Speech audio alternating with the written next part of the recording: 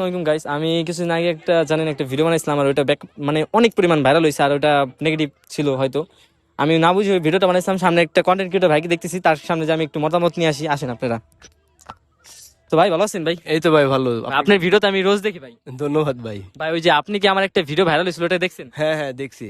তো ভাই আপনি তো ভাই আমার কিন্তু অনেক পাবলিকে অনেক খারাপ খারাপ মানে কমেন্ট করছে বা অনেক কিছু বলছে, তো ভাই আমি তো মাফ চাইছি, আপনি তো হয়তো এই ভিডিওটা দেখছেন। হ্যাঁ এটাও দেখছি আর কি।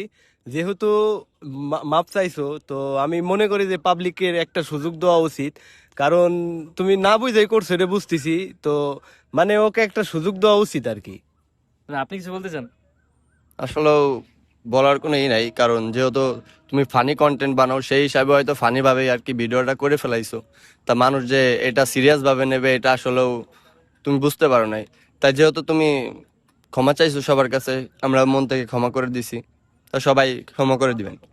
জি ভাই ধন্যবাদ, আর ভাইদের অনেক ধন্যবাদ। আর ভাইদের ভিডিও পেয়েছিল ভাই, আপনারা লাইক কমেন্ট করবেন। আমি তো ভাই ওরকম সেলিব্রিটি না, কিন্তু ভাই আগে পরে অনেক জন চিনা পরিচিত, আর ভাইদের কথা শুনে আমার অনেক খুব ভালো লাগলো। আল্লাহ হাফিজ।